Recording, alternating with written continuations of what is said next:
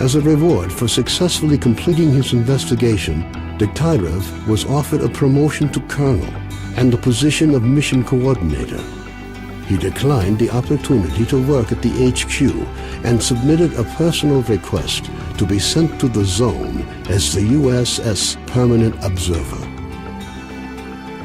The information about the development of psi devices obtained by Degtyarev alerted USS commanders.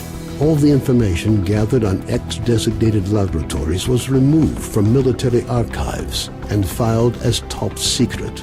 All personnel working in the zone were ordered to prevent the disclosure of information about the laboratories at any cost. Several experimental samples were made on the basis of technical documents for Item 62.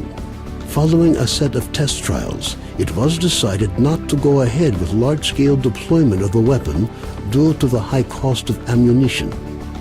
Nonetheless, it would be reasonable to assume that further development of the Gauss rifle is ongoing.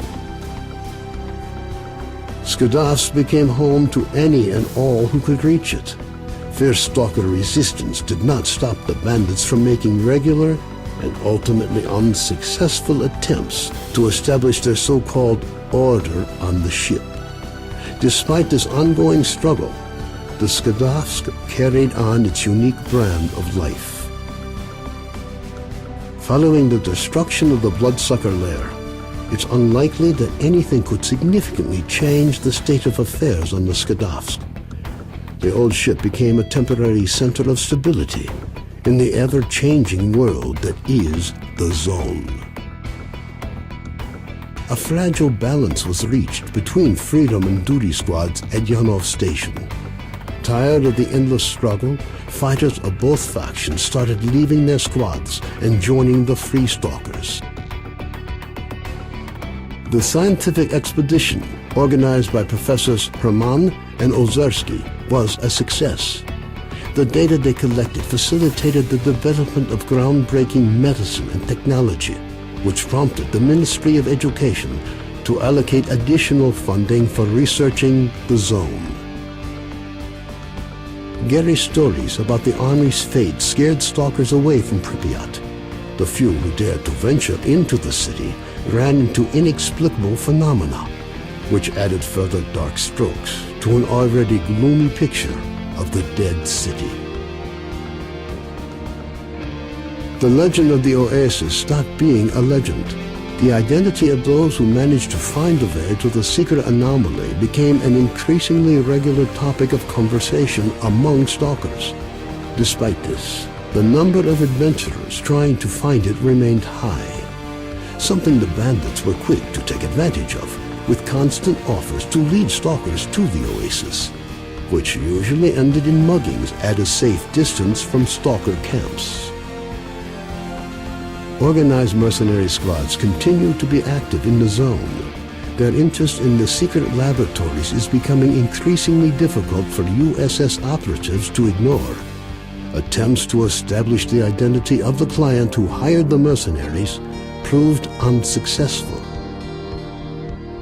The area around Janov Station continues to attract growing numbers of stalkers.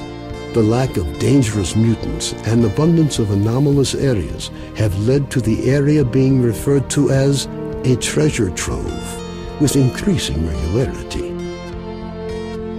Zulu returned to duty's main base at the Rostock plant. Nobody knows what he discussed with the leader of duty, General Voronin, but several days later he was spotted at the head of a large squad on its way to the center of the Zone. Vano headed off to the freedom-controlled military warehouses, where his cheerful personality and optimism quickly earned him the popularity they merited. Ultimately, he took charge of a small group of researchers involved in investigating anomalous areas. A new group appeared in the Zone. They are well trained, but their objectives are not known. Rumors say they used to be monolith fighters. Their leader is known as Strider. Senior Lieutenant Sokolov continued to take part in flying missions over the Zone. During one such recon flight over Limansk, His aircraft was shot down by mercenaries. 2 weeks later, he was picked up by a patrol near the cordon. Within a month of his rescue, Sokolov had left the Air Force, joining a civil airline instead. A group of stalkers was forced to seek shelter on Noah's old barge during a particularly powerful emission. When the barge was attacked by a horde of snorks afterwards, stalkers were forced to concede that the barge was as good a defense against mutants as anything they'd seen. Even more astonishing was a litter of pseudo-dog puppies that Noah himself led into battle against the snorks. Having found out about his friend's fates, Carden gave up dreams of a stalker career. Having overcome his alcoholism, he moved to Janov, where he partnered up with Nitro to set up a full-service repair shop.